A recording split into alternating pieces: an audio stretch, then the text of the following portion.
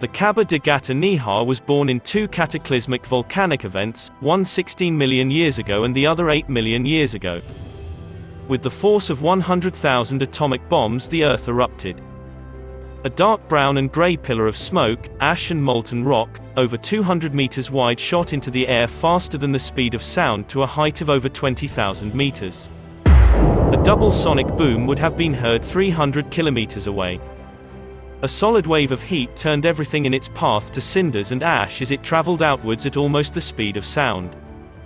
The Earth buckled and a series of waves rippled out from the center as the ground absorbed the force of the explosion.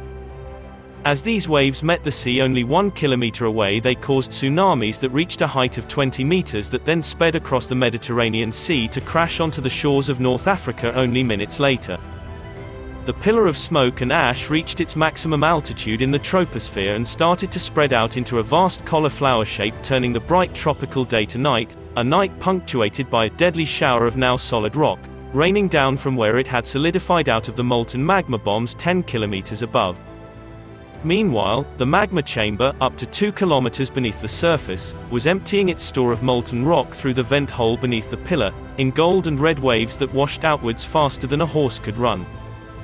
Then, incredibly, within minutes, the whole scene was repeated only 2 kilometers away, and again 3 kilometers away, and again in a vast circle 5 kilometers in diameter, creating a scene worthy of Dante's Inferno. In a matter of days, new mountains had been created hundreds of meters high, all around the perimeter. As if it were not enough to create mountains within days, within a matter of weeks some were destroyed, as the magma chamber below, now empty, collapsed, bringing the mountain down with it.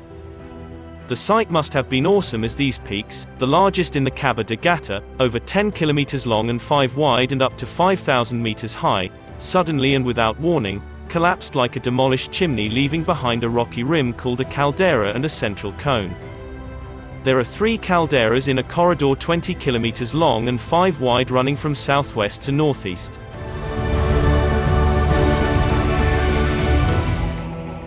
The volcanoes are now long extinct, the largest, El Frailes, reduced by erosion to a mere 500 meters in height. The whole park is in a semi-arid zone, the semi-succulent plants, cactus and scrub being sustained by heavy dews and the occasional torrential storm that may occur only once a year, if then. The storm waters created the ramblers, dry wadis that separate the mountains and provide rough paths into the interior of this forbidding, wildly beautiful landscape. The harshness of the land hides the fact that, though dry, it is fertile. When the Moors were here, they drew water from underground springs to irrigate their crops, and settlements such as that at El Pozo de los Frailes managed to eke out a poor existence. Even today you will find small oases, patches of green, in the valleys and sheltering in hollows between the hills, where single families worked the land. The volcanic activity in the distant past brought treasure to the surface. At Rodalquilar, until recently an abandoned mining town and now a small clutch of white cottages, the decrepit buildings of a gold mine ominously overlook the village which sits in an extinct caldera. In the 19th century, miners made a precarious living from the lead and gold extracted from the hill.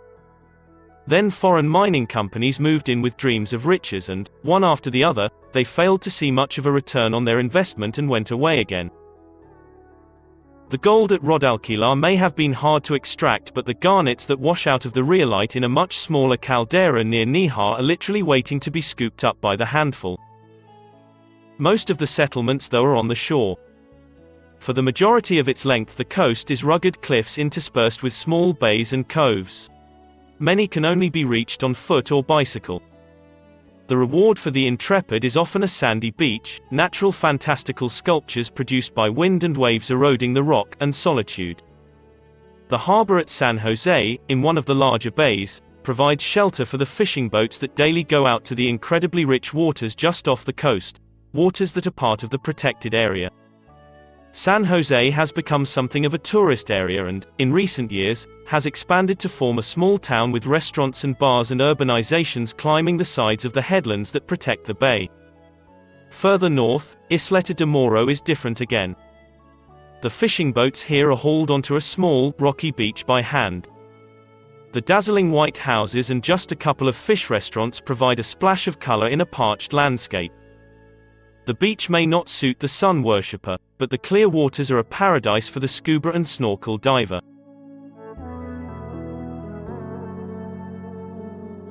North again takes us to the pretty village of Agua Amarga. If you are looking for a totally unspoilt white village with spectacular sea views and stunning scenery where you can eat fish in a restaurant that owns the fishing boat, then Agua Amarga is for you.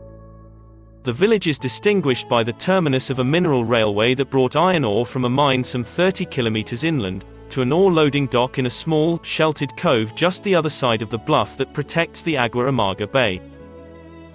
Civilization is reached again as you leave the natural park via Carboneras. A large harbor and smaller marina for fishing boats provides most of the income for this small town that tourists have barely discovered.